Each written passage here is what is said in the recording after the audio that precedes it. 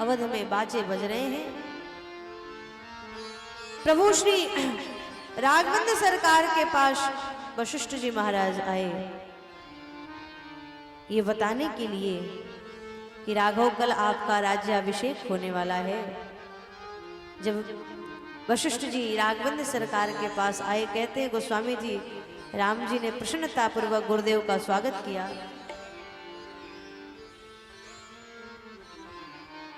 यहाँ गोस्वामी जी ने निवेदन किया, सेवक के घर स्वामी का आगमन सदैव सुखदायक होता है। सेवक सदन स्वामी आगमनो, सेवक सदन स्वामी आगमन, मंगल मूल अमंगल दवनो, मंगल मूल अमंगल दवन, तदपि उचित जनु बोलिश प्रीति, तदपि उचित जने बोलिश प्रीति, पठेय काज नाथ अस्नीति, पठय नाथ अटनेति, प्रभुता तजी प्रभु कीन स्नेहु, प्रभुता तजे प्रभु कीन सने, भयउ पुनीत आज यह देहु, भयउ पुनीत आज राघवेंद्र सरकार कहते हैं, हे गुरुदेव आपके दर्शन से मैं पवित्र हो गया, मैं पुनीत हो गया। सेवक सदन स्वामी आगमनु, मंगल मूल अमंगल दमनु। सेवक के घर में स्वामी का आगमन, इसका मतलब ये है कि अब मेरा मंगल होने वाला है। अच्छा, आप प्रश्न कर सकते हैं कि राम जी का मंगल तो नहीं, राम जी का तो एक दृष्टि से देखा जाए तो अमंगल ही होने वाला है। अब हमारे श्री राघवेंद्र सरकार वन चले जाएंगे और राम जी कह रहे हैं कि आपका आगमन गुरुदेव मेरे मंगल का सूचक है, मेरा मंगल होने वाला है। वास्तविकता तो यही है। यद्यपि प्रभु श्री राघवेंद्र सरकार के बन जाने से अवधवासियों के जीवन में उदासी आई, पर राघवेंद्र सरकार का मंगल ही मंगल हुआ, क्योंकि हमारे राम जी बन नहीं जाते तो शायद बनते नहीं। अवधवासियों के लिए ये उदासी का विषय है कि राघवेंद्र सरकार बन जाएंगे, लेकिन वनवासियों के लिए सबसे बड़े प्रसन्नता का विषय है कि राघवेंद्र सरकार वन में आएंगे। कहु राम बन गमन सुहावा, सुनहु सुमंत्र अवध जी में आवा। गोस्वामी जी ने वन गमन की कथा के साथ सुहावा शब्द का प्रयोग किया है। क्यों?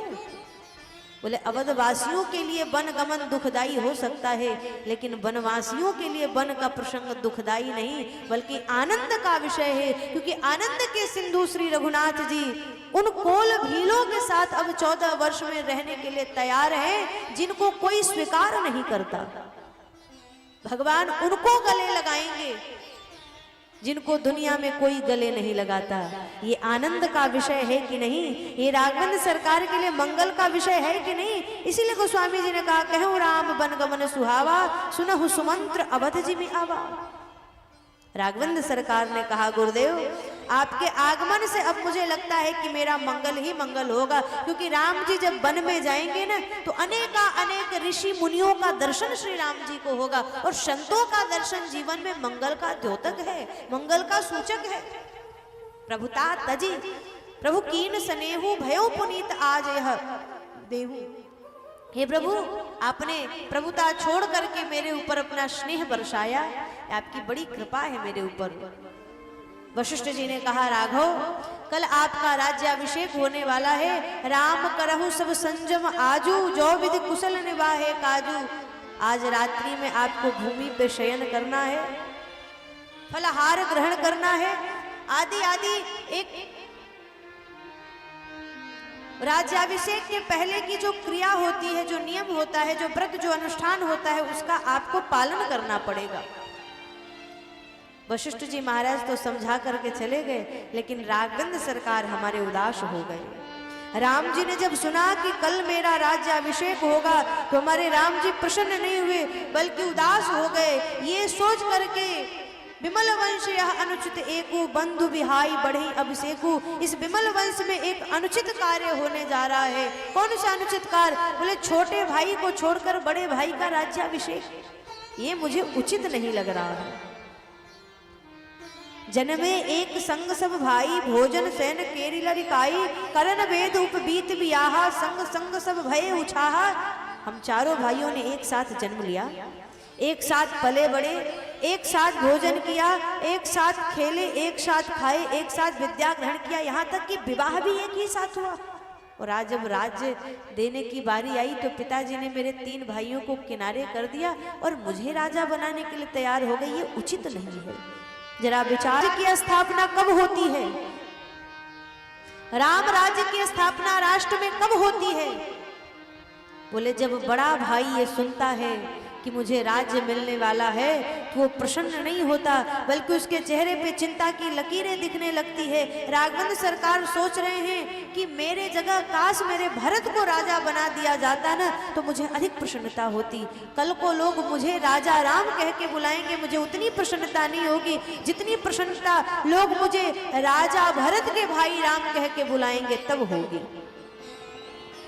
महाराज ये रघुवंश है, जहाँ बड़ा भाई चाहता है कि मेरा छोटा भाई राजा बने और जहाँ छोटा भाई चाहता है कि मेरा बड़ा भाई राजा बने। जहाँ बड़े को पता चला कि कल मेरा राज्याभिषेक होने वाला है तो बड़ा उदास हो गया, और जब छोटे को पता चला कि प्रभु वन चले गए हैं और राज्य का भार पिताजी ने मेरे कंधे पर समर्पित कर दिया है, तो भरत जी महाराज भी राज्य गद्दी पर बैठने के लिए तैयार नहीं हुए। भैया भरत भी कहते हैं ग्रह ग्रहित पुण्य बात बस, ते ही पुण्य बीछी मार और ते ही पियाई बारनी कहु काह उपचार। राम राज्य की स्थापना कब होती है? जब भरत जैसा भाई कहता है देखे बिन रघुनाथ पद जिय की जरनी न जाए। राम राज्य की स्थापना कब होती है?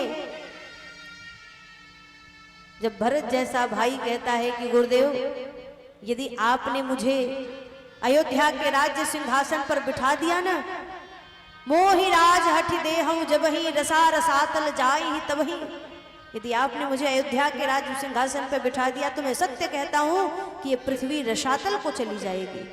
वशिष्ठ जी ने वहां आगे भरत जी से पूछ दिया, भरत इस धरती पर रावण कुंभकर्ण जैसे राजा हुए, पृथ्वी रसातल को नहीं गई। इस धरती पर हिरण्यकश्यप हिरण्याक्ष जैसे राजा हुए, पृथ्वी रसातल को नहीं गई। तुम्हारे जैसा संत राजा बनेगा तो पृथ्वी रसातल को चली जाएगी, ये कैसे हो सकता है? भरत जी ने कहा गुरुदेव एक बात मैं आपसे निवेदन करूं, पृथ्वी को पता है कि रावण कुंभकर्ण राक्षस है, पृथ्वी को पता है कि हिरण्यकश्यप हिरण्याक्ष राक्षस है, इसलिए पृथ्वी रसातल को नहीं गई। लेकिन बेटी, बीवी या माँ